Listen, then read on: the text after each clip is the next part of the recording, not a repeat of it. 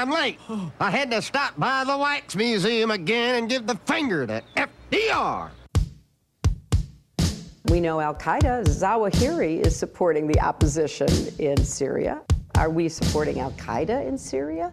It's a proud day for America. And by God, we've kicked Vietnam syndrome once and for all. Thank you very, very much. I say it again, you've been had. You've been took. You've been hoodwinked. These witnesses are trying to simply deny things that just about everybody else accepts as fact. He came, he saw, he died. Well, we ain't killing their army, but we killing them. We be on CNN like, say our name, bitch, say it 3 times. The meeting of the largest armies in the history of the world. Then there's going to be an invasion. All right, you guys, on the line, I've got Matthew Hoh. He's from the Center for International Policy, and as you probably know, he was a Marine in Iraq War II, and then he was working for the State Department in the Afghan War just before the surge of 2009 through 12 there in the early Obama years, and he was a whistleblower in the summer of 2009 trying to stop that surge and warning that it's not worth it, it can't work, it won't work, and so you shouldn't do it. It'll just get people killed for nothing. So now here we are. Welcome back to the show, Matthew. How are you doing, sir? Good, Scott. How are you? Thanks for having me on again. Hey, I'm really happy to have you here and happy to be able to rely on you for your great analysis of the situation. What's your analysis of the situation? Well, I mean, I think it's, you got to go back to what you get taught in your International Relations 101 class in college, right? That the point of foreign policy is always domestic politics. And so I think what you see here is, Trump trying to live up to a campaign promise. And so there's going to be a deal to withdraw troops in Afghanistan. It's very similar to, I think you can look back and say, this is kind of like how Nixon did it. You escalate the war. And this is also what Obama wanted, that we're going to escalate the war and then we're going to get a peace process or a negotiation or some way to say that we've won, get the troops out, and then there'll be a decent interval before Kabul falls or before, Saigon falls, and we can blame it on those, on the Afghans for not being able to hold it together. So I think ultimately that's what it comes to. It reminds me a lot, too, of what we saw in, 1989 with the Soviet Union withdrawing, where it was the Soviet Union got out, but there was not a peace agreement for the rest of the war. And the war continued for another 3 years until the Soviet Union collapsed, basically, and then the communist government in Kabul couldn't hold on any longer, and then it descended into civil war. And so I think it's very similar to that as well, where the goal is to get Trump to be able to say that he has done what Bush and Obama couldn't do. We've already seen it. Secretary of State Pompeo saying the war has been successful. They're already lining up all the arguments that why we've won, and then the main thing being is, okay, you get the American troops out, the foreign troops out, because there's about 14,000 U.S. troops there and about 5,000 or 6,000 NATO troops there. You get them out, but then what happens? Do you have some kind of peace agreement, some type of peace settlement, some type of power sharing, whatever, to try and end this war that, as we all know, goes back to the 70s. This thing didn't begin in 2001. This thing began, in 1973 when they deposed the king. So, I think that's where we're at. But it's a good thing that the talks are going on. It's a good thing that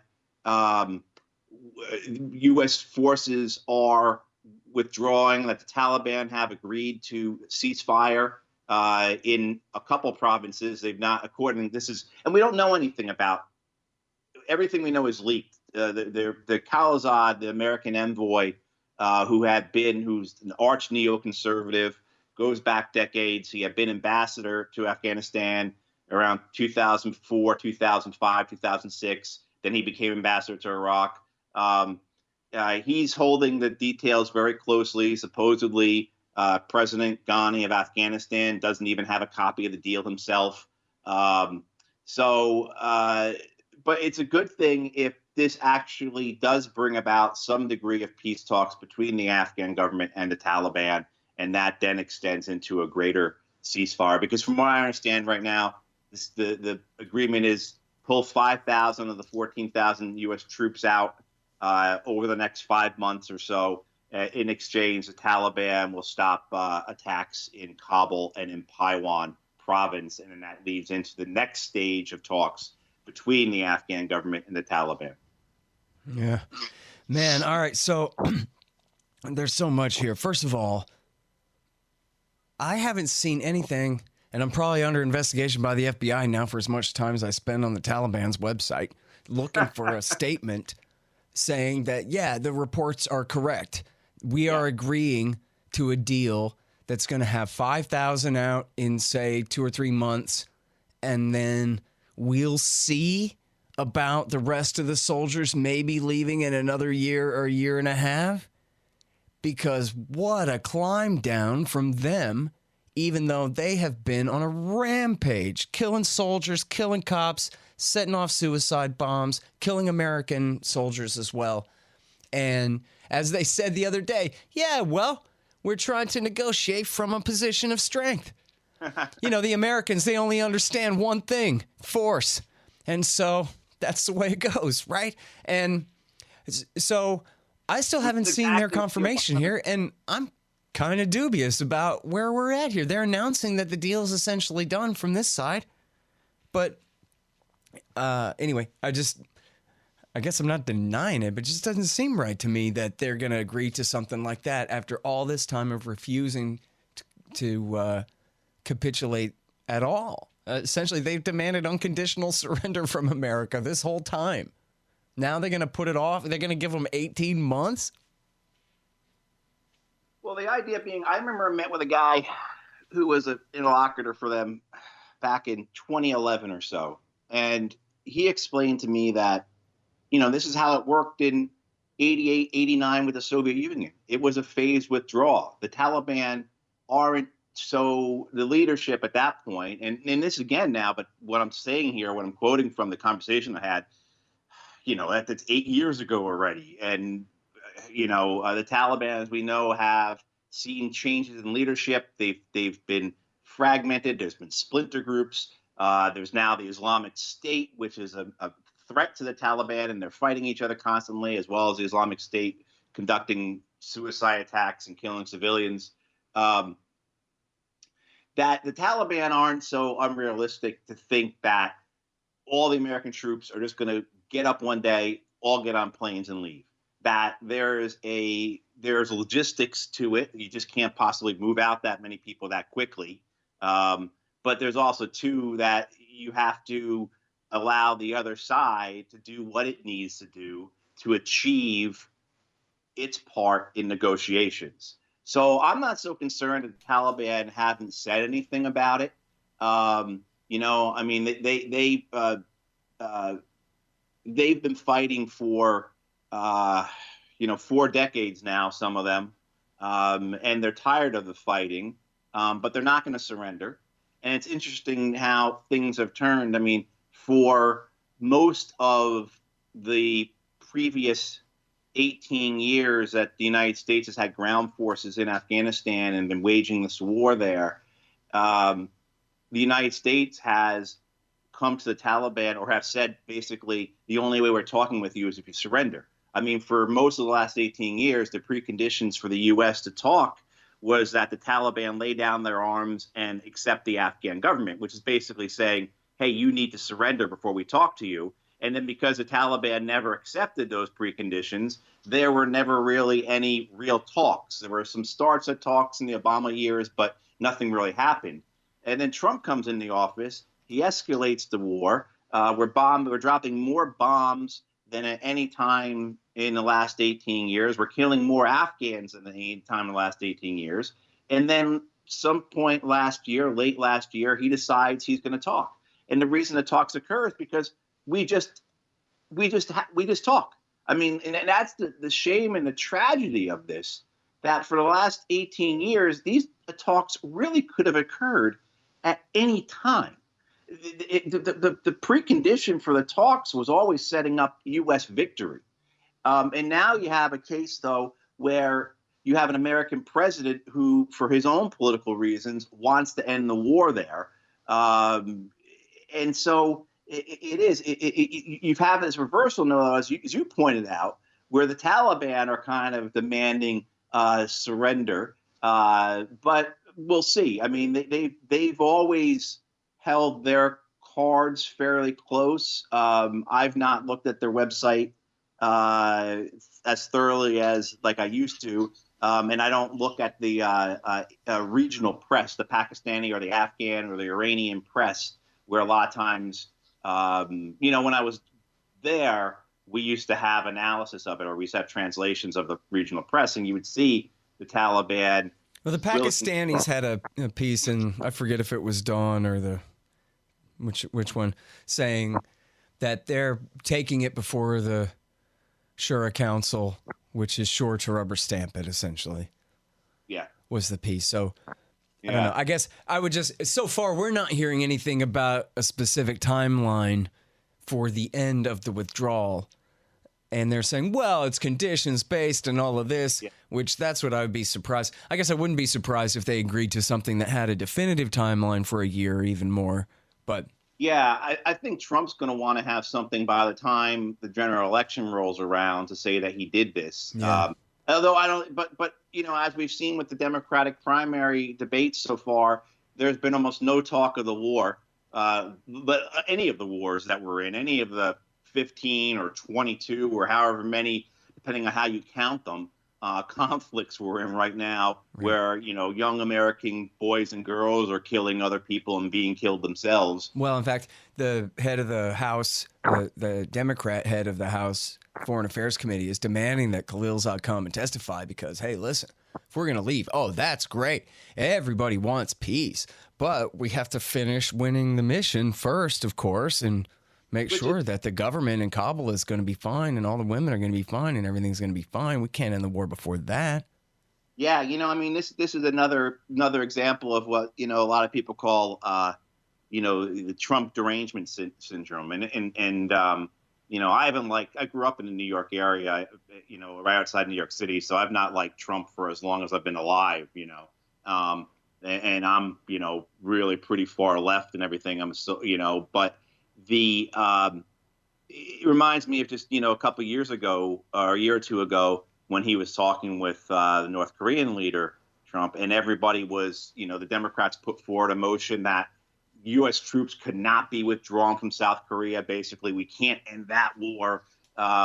It's nuts because I was reading that we just talked about how Elliot Engel, the head of the Foreign Affairs Committee in the House, is threatening the subpoena. And some of his comments were, they would rather, there are political elements, and I'm sure if you watched Rachel Maddow or stuff on MSNBC, they're saying it now, or they will start saying it now, where they don't want this withdrawal to happen. They don't want additional negotiations to happen because they don't want anything good to come from Donald Trump.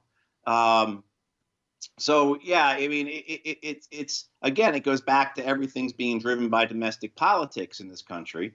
And just I would assume the same. There's considerations on the other side, the Taliban side. But the Taliban, I think they need to, if they're going to continue to control the parts of the country and expand their control of the country, they need to show that they can deliver as well.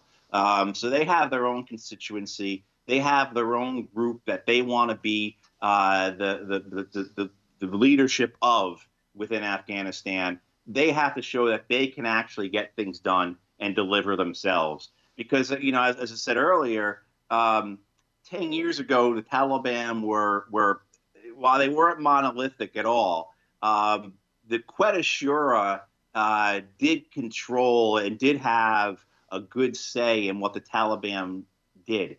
And then as the U.S. surge happened, that leadership got fragmented a bit. And so now you've seen a coalescing within the Taliban leadership within the last couple of years. But I think, again, they really have to deliver on something for their own people, their own faction, their own fighters, who they've promised that they will win the war for.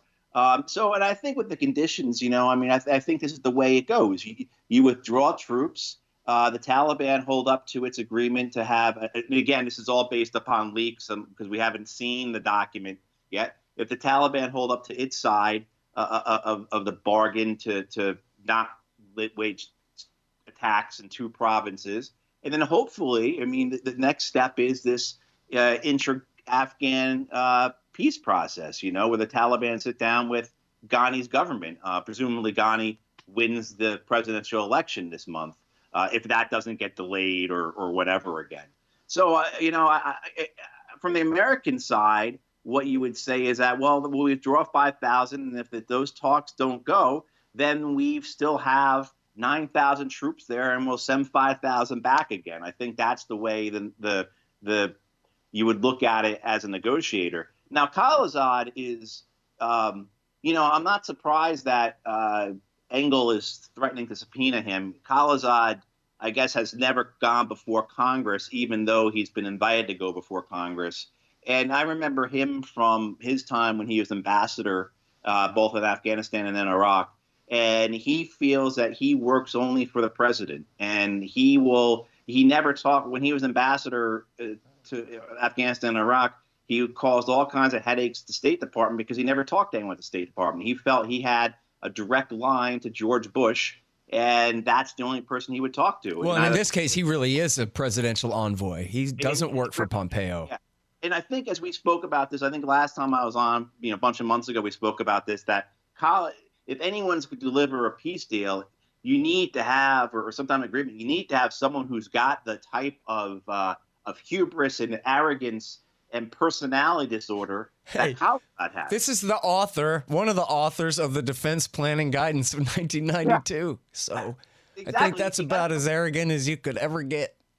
That's exactly right. And who's able to flip around, who was like this arch neoconservative, who, if he wasn't in this job right now, would be writing in the Wall Street Journal decrying the withdrawal of American forces, how it was isolationist and it was weak, and how the planes are going to take off right away and attack us again, and it's going to be another 9/11. If he wasn't the envoy right now, that's what he would be saying. And you know what? I guess he's not in this position yet, but soon he should be in the position of publicly defending this deal and selling it to his fellow neoconservatives. And he really did study under Leo Strauss with Wolfowitz and then back at the University of Chicago, or Wolfowitz was under Wohlstetter, but it was Libby and all those guys studied under Leo Strauss, and he was one of them back then. So it should be on him to sell this to the rest of the Hawks. And so here's the thing of it, right? The Hawks can't stand this. I'm sure you saw in the Atlantic, they wrote this giant thing, all these former officials saying that, look, this is defeat. That's what they're saying on Fox News. Britt Hume was saying, man, this is defeat. There's nothing else you can call it. But that is what it is. Exactly. But to them, so in other words, though, think of how much easier, at least it should be if Israel wasn't involved, to leave Syria once the Islamic State is destroyed and we're no longer backing al-Nusra Front and all that Obama year policy. So we ought to be able to say, okay, Islamic State's defeated, we can go. But in Afghanistan, no. The Taliban won, and we're leaving, and we hope they don't kill everybody in Kabul and take it, but hey, they might. And who's going to stop them? Not us. And it's ugly as hell. And that was why in my book I said we shouldn't even deal. We should just go and then just look away, because how are you going to get the Americans to agree to and really shake hands with the Taliban, solidifying a deal where they win? You know, that's like rolling out the red carpet for Ho Chi Minh. Yeah, they won't do it. They'll rather kill everybody than But so maybe I'm wrong about that, but that's what Donald Trump is up against. The Hawks are going nuts over this.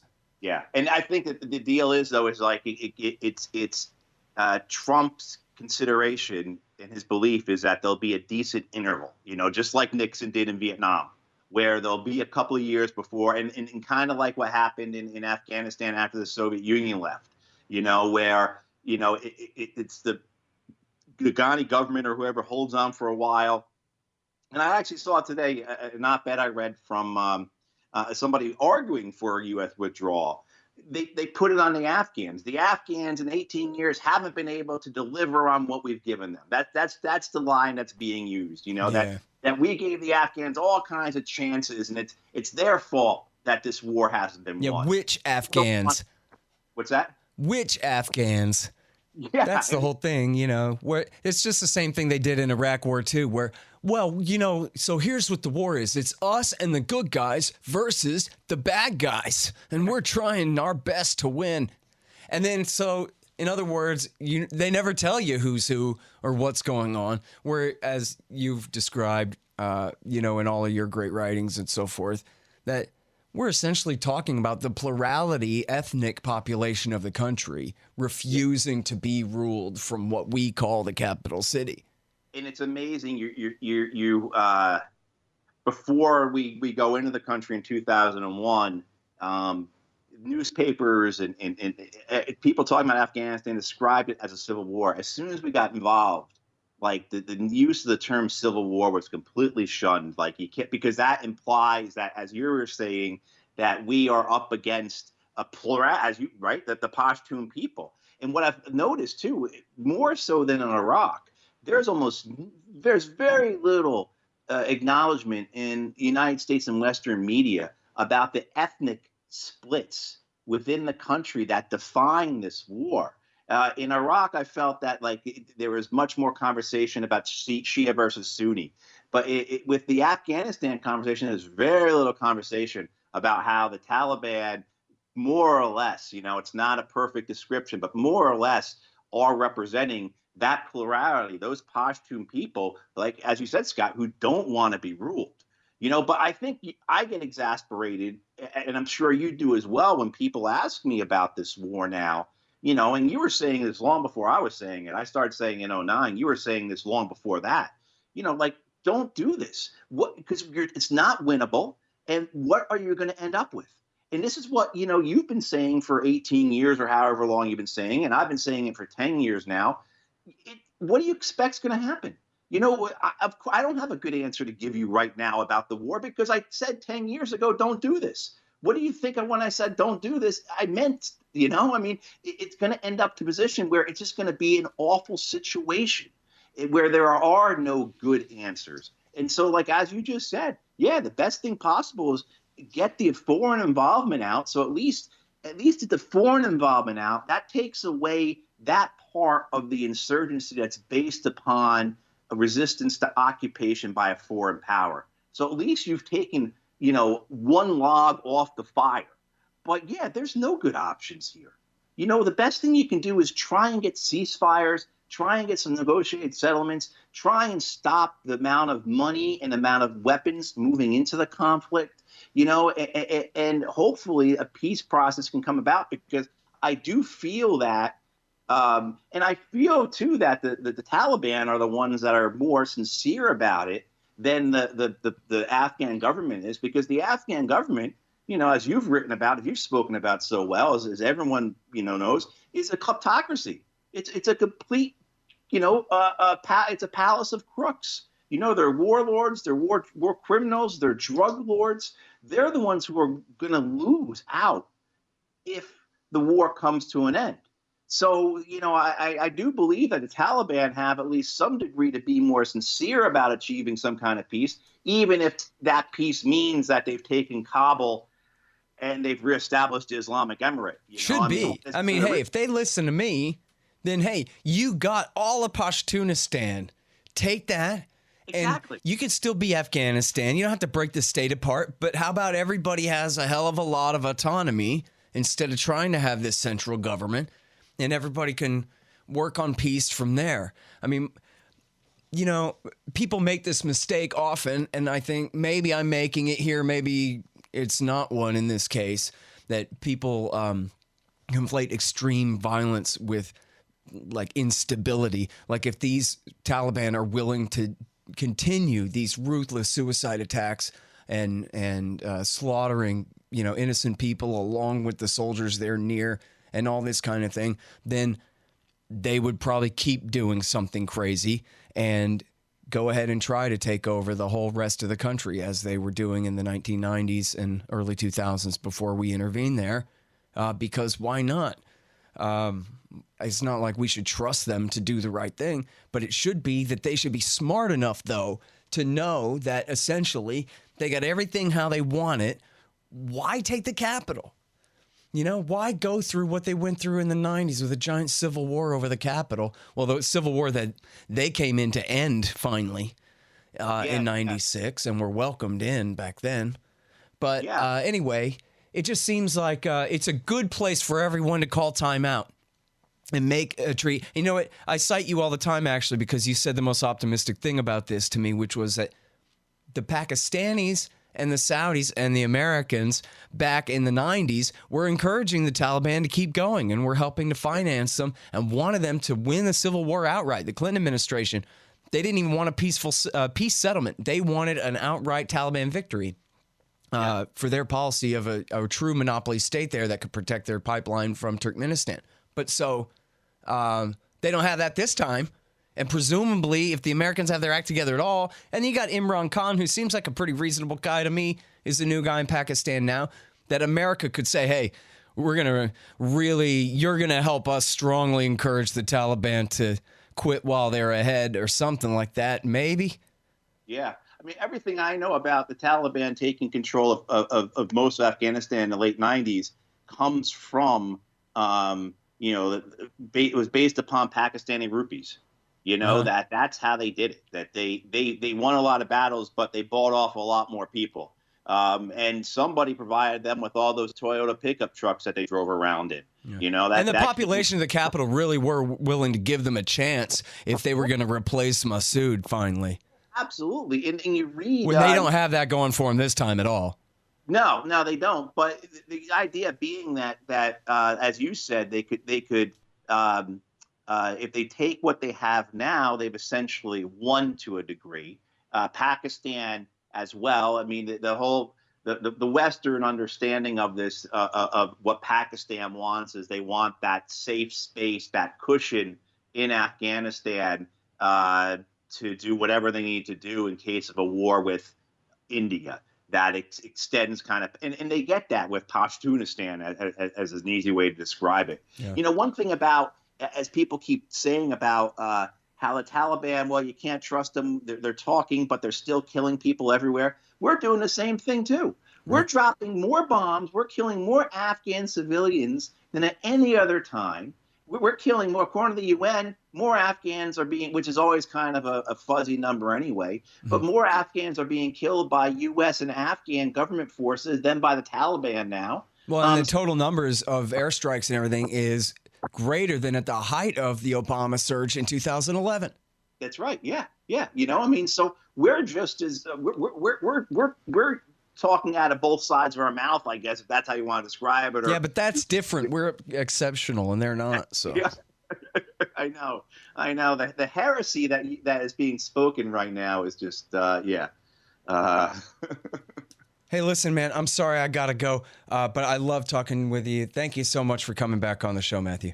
You bet, Scott. And for those listening, if you haven't read Scott's book, Fool's Errand, I get intimidated coming on, Scott, because you know just as much about this as everybody else does, or more, right? I mean, and if you haven't read Scott's book, Fool's Errand, you want to understand how we got to this point in Afghanistan, read that book. It's a fantastic book. Well, yeah, and you're only saying that, though, because there's a whole section about you in there. But okay, I'll take it. Thank you. All right, everybody, that's the great Matthew Hoh, the Center for, what is it again? Center for International Policy. Of course. The Center for International Policy. Appreciate it. Thanks, Scott. You have a good one. All right, y'all. Thanks. Find me at libertarianinstitute.org, at scotthorton.org, antiwar.com, and reddit.com/Scott Horton Show.